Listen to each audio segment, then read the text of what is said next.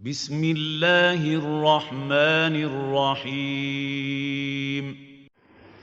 أعوذ بالله من الشيطان الرجيم بسم الله الرحمن الرحيم اللهم كن لوليك الحجة ابن الحسن صلواتك عليه وعلى آبائه في هذه السنة وفي كل سنة وليا وحافظا وقائدا وناصرا ودليلا وعينا حتى تسكنه أرزق دواب وتمتعه فيها طويلا.